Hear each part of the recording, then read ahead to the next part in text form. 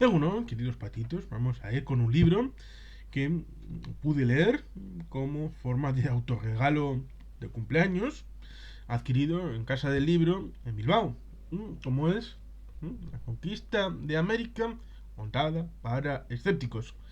Resulta curioso porque Juan Eslava Galán, que tiene otra serie de libros, creo, no tengo entendido, que como viene aquí, viene establecido que una pequeña biografía, que es doctor en letras, ensayos, que bueno, pues tiene bastantes libros, como Historia de España contada para escépticos, una historia de la guerra civil que no va a gustar a nadie, los años del miedo, el catolicismo explicado a las ovejas, de la Palgata al 600, Homo erectus, la década que nos dejó sin aliento. No sé si este lo compró mi querido amigo Xavier. Puede que sí. Historia del mundo contado para escépticos, cocinar sin tonterías, ¿eh? En la Primera Guerra Mundial contada para escépticos, la Segunda Guerra Mundial contada para escépticos, la Madre del Cordero, la Revolución Rusa contada para escépticos, la Familia del Prado, la Conquista de América contada para escépticos, este libro de aquí, la Tentación del Caudillo, la Biblia contada para escépticos, Enciclopedia Nazi, Viaje a Tierra Santa, la Reconquista contada para escépticos. Y autor de ciertas novelas como En busca del unicornio, El comedido Hidalgo, Señorita, La mula, Rey Lobo, Últimas pasiones del caballero Almafiera. Por tanto, ciertamente es un muchacho que es prolífico. No es prolífico en sus publicaciones. Yo le conozco ciertamente por esas publicaciones de la Primera y la Segunda Guerra Mundial contadas para escépticos y la Revolución Rusa contada para escépticos, que esta última adquirí en Elcar, en Algorta, en Guecho. Y por tanto, ciertamente, estos aspectos de la Primera Guerra Mundial y la Segunda Guerra Mundial, pues son temas un poco más mainstream, más de cauce central, del conocimiento de los que pueden acercarse a la historia como un gusto para conocer, e incluso aquellos que pueden tener un conocimiento más profundo para tener un marco general en donde siempre hay algún chascarrillo que puede ser no conocido por algunos, a pesar de que, bueno, pues ciertamente si uno tiene gusto por la historia y por los fenómenos, ya sean los más conocidos como esa Primera Guerra Mundial, Segunda Guerra Mundial, pues en general pues se conocen bastantes de ellos y ha habido mucha producción, sobre todo de la Segunda Guerra Mundial, acerca de los hechos y vicisitudes que en principio no van a cambiar porque están en el pasado, a pesar de que la investigación siempre avanza y hay algunos nichos de profundización del conocimiento y luego teorías de la conspiración que nos suelen establecer una reformulación con causas más extremas, como por ejemplo ese hecho contrafactual, escrito en principio como una alegría para los ojos del lector, es decir, como simple y llana literatura, como es la nueva cronología de Antoni Fomenko, pero que algunos se lo toman como literal, lo cual evidentemente da para mucho miedo, mucho miedo. Pero, en fin, ciertamente estos hechos de la Primera y Segunda Guerra Mundial son aparentemente más inocuos, más asexuados, si se prefiere, que siquiera el hecho de la guerra civil rusa contada para escépticos, que ya entramos en terreno un poco más pantanoso al estar ideológicamente mediatizado por ser el origen de la patria de los proletarios, la patria del obrero, y por tanto ciertamente ser un texto más políticamente cuestionable y cuestionado, como para no hablar ciertamente con esta conquista para América contada por escépticos, en donde, como todo el mundo debería saber, y ciertamente eh, están en Bellum Artis, los vídeos de David Nievas acerca de la conquista, y este tiene un vídeo de presentación con Arturo Pérez Reverte, que hace una buena situación del lugar y que he visto varias veces. Está en YouTube. Y ciertamente es un territorio más polémico. Está la leyenda negra, está la leyenda rosa. Últimamente ha vuelto a escena el tema de la leyenda negra y la leyenda rosa, con por ejemplo Imperiofobia de Rocabarea, y todas las situaciones que ha conllevado por posterioridad. Por supuesto, las situaciones colindantes, anteriores y posteriores respecto a los indigenistas en América, con expresiones en Evo Morales, Hugo Chávez, Andrés Manuel López Obrador y muchos otros. Dije Evo Morales. Es que el autodenominado indígena, pues ciertamente resulta curioso porque, aunque no esté en el libro, evidentemente, nos encontraremos con un Benito Juárez que resultó ser sobrepasado en políticas progresistas por el emperador Maximiliano, que precisamente por hacer políticas progresistas frente a Benito Juárez, que parecía un conservador, pues evidentemente las fuerzas conservadoras de México acabaron por retirarle el apoyo y acabó siendo atrapado, prendado, el señor Maximiliano, que se metió en la aventura mexicana para ser el emperador de los mexicanos después del primer imperio de Iturbide, un vasco siendo emperador, ¿quién lo pidiera? Pues ciertamente resultó contraproducente el ser progresista frente al indígena, que en teoría suele ser conceptualizado como la éxtasis de la progresía. Pero ciertamente, en el pasado, esta obra de Slava Galán nos trata de establecer en estas, bueno, pues 650 páginas prácticamente, tres ámbitos. Tres ámbitos de conocimiento como son los viajes de Colón, la aventura de Hernán Cortés y la aventura de Pizarro. Como tres elementos grandes de reconocimiento de esa historia que puede conocerse más o menos, dependiendo también de esa situación del momento presente. Porque, por ejemplo, creo que se dice en el libro en algún momento, el tema de las estatuas no solamente conmemoran el hecho que se quiere conmemorar, sino el hecho en el momento en el que se conmemora. Ejemplo práctico.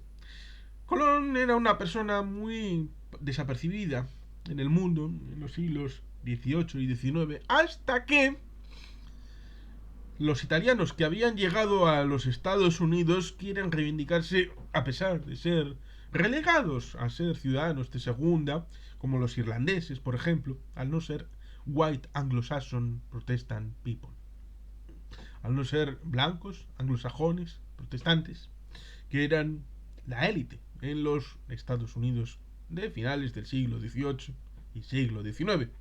Y por tanto, para poder decirles a la cara, sí, sí, tendréis riquezas, tendréis posesiones, tendréis títulos oficiosos, porque en Estados Unidos no había aristocracia en nobleza, pero sí había gente con posibles, para decirles, sí, sí, vosotros estaréis aquí con todo eso material, pero uno de los nuestros es el que os trajo aquí, el que descubrió esta tierra para que vosotros podáis estar viviendo ahí con los poderosos. Y ese nuestro era el genovés, Cristóbal Colón.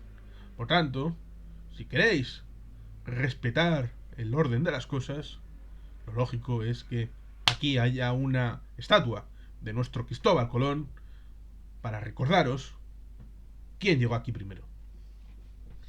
Ciertamente resulta paradójico porque ciertamente el nombre no era de Colombia, sino América, por Américo Vespuccio, pasado por el tamiz de los sevillanos con su gracejo y su alegría que le cambiaron el nombre de pila, para trasuntar luego el nombre de un continente, lo cual ciertamente resulta un poco curioso.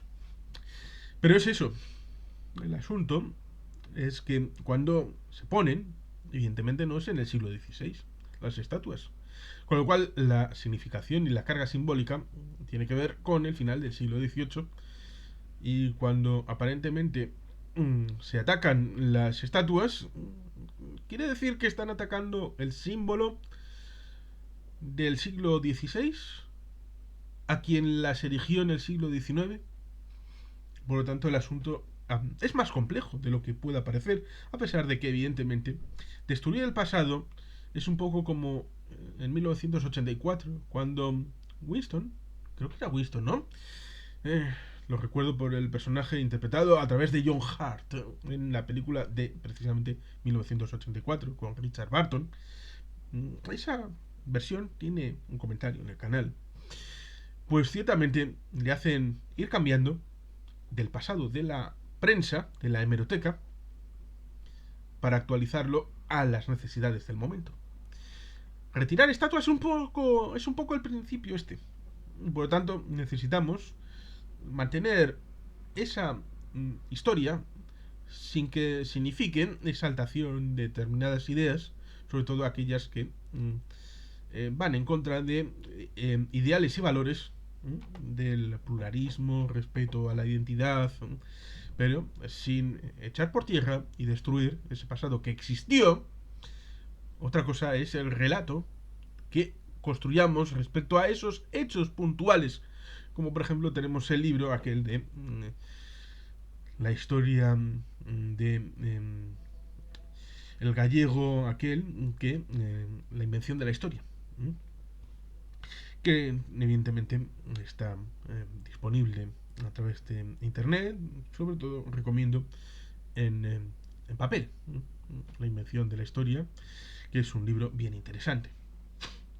La historia, por lo tanto, son hechos, y esos hechos se enlazan, se hilan, se cosen en función de una forma de relato. Y por eso Slava Galán quiere ir a los hechos y narrarlos de manera un poco sintética y sucinta en dos niveles. Uno, la propia investigación que hace él, y a veces estableciendo su propia trayectoria, su propio viaje, para introducir algunos elementos a través de lo que existe ahora, y en el pasado, a través de ciertos personajes inventados, como en este libro Arjona, Chozalombro, o era, ¿cómo era? Chozal algo, ¿no? Chozal cosa, que, bueno, pues trata de vincular los sucesos para darle una cierta continuidad temporal sin establecer un relato como establecería la historiografía en general. Y por tanto, ciertamente, es un libro que establece, a través de esos personajes, de esas vivencias, de esos momentos, de esas circunstancias que se ven en, por ejemplo, en el índice, que creo que es mejor que vaya diciendo cuáles son los puntos del índice para sugeriros la adquisición de este libro y poder leerlo, porque se viene establecido en esos 3 libros distintos dentro del índice, dentro del libro. En Un Nuevo Mundo, pues ciertamente establece los prenautas. David Nieva seguro que va a escribir un libro sobre los prenautas, aparte de los vídeos que están sobre el asunto en Bellum Artis, por ejemplo. Ruina en Venecia.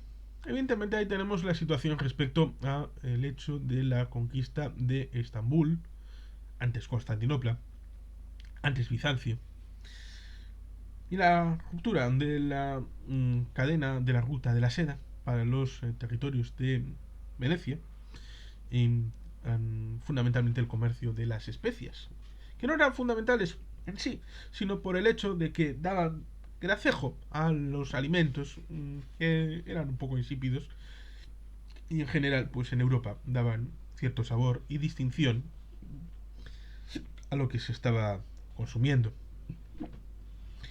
Las necesarias especias, carabelas en África. Aquí está evidentemente el tema de confrontación con Portugal. Portugal y las Españas compitiendo por las rutas en dirección hacia la especiería. Las diferentes formas de enfocar el hecho, primero el de Portugal, la circunnavegación sobre África, o circunvalación, podríamos decir, y por supuesto Palolmen, por ahí, y ciertas situaciones respecto al tránsito transoceánico antes de Colón. Como digo, David Nievas escribe ese libro, yo lo compraré, yo lo leeré, no te preocupes, ahí estaremos. La factoría de la mina, Juego de Tronos, Kingdom, llamado Colón, antes de Colón, vascos o andaluces, el mapa de Toscanelli, Colón de la Rábida, Vuelos de Mañana, La orilla de las 3 carabelas, Alba de América, Hamacas de Santo Domingo, Oro, oro, oro, Colón como pollo sin cabeza, Dos zorros negocian, El sueño de Andrés Medina, Rumbo a América, El Guzmán de a bordo, Entre caníbales, tragedia en el Fuerte Navidad, pulseras para un rebelde, la carrera por la especiería, Colón en el paraíso terrenal, los esclavos, el pesquidor, Bobadilla en la española, los portugueses en la especiería, huracán del Caribe, luchando contra los elementos, Dios habla a Colón, náufragos en Jamaica, Colón hace un milagro, la casa de contratación, tenemos derecho, el sermón de Montesinos, las leyes de Indias, la extinción de los taínos, genocidio o pandemia, barbacoa de españoles, fíjese usted el servicio, el Río de la Plata, el requerimiento, Bonoso cantero, encomendero, el arma secreta de los conquistadores, Balboa descubre el Mar del Sur, Arjona en tierra firme, la cara menos cordial de la conquista, sobre los venenos indios, batalla con la indiada, la guerra de los mundos españoles en Cuba, un salto sin altar. Luego tendríamos pirámides de escalones y ciertamente el oro inca. Y creo que resulta más interesante leer estas pequeñas citas.